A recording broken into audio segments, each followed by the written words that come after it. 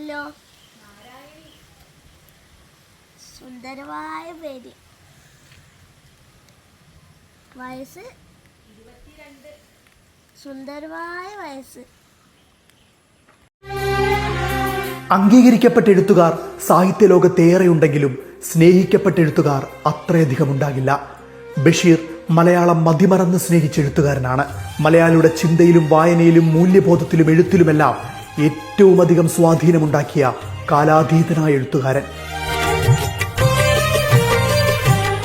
കണ്ണീരും ചിരിയും, വിശപ്പും വിയർപ്പും, പ്രണയവും വിരഹവും, തോൽവിയും വിജയവും, പ്രതീക്ഷയും നിരാശയും, അങ്ങനെ ജീവിതം എന്തു കൊടുത്തോ അതെല്ലാം ബഷീർ സാഹിത്യമായി തിരികെ തന്നു.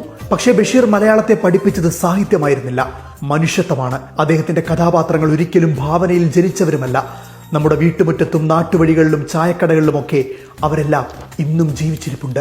തനിക്ക് ചുറ്റുമുള്ള ഓരോ മനുഷ്യർക്കും മനോഹരമായ ഓരോ കഥകൾ സമ്മാനിച്ച ബഷീർ. ലോകം വലിയ വാക്കുകൾ കൊണ്ട് മനുഷ്യരെ അളന്നപ്പോൾ ബഷീർ ചെറിയ സന്തോഷങ്ങൾ കൊണ്ട് മനുഷ്യരെ അടുത്തറിഞ്ഞു. സ്നേഹിക്കാൻ വലിയ കാരണങ്ങൾ വേണ്ടെന്നും ജീവിക്കാൻ വലിയ സമ്പത്ത് വേണ്ടെന്നും മനുഷ്യനായിരിക്കാൻ വലിയ പദവികൾ ആവശ്യമില്ലെന്നും അദ്ദേഹം തന്റെ ഓരോ വരിയിലും തെളിയിച്ചു. മലയാളത്തിന് ബഷീർ ഒരു മഹാനായ എഴുത്തുകാരൻ മാത്രമല്ല, നമ്മുടെ ഭാഷയ്ക്ക് ഹൃദയം നൽകിയ പച്ചയായ മനുഷ്യ സ്നേഹി കൂടിയാണ്.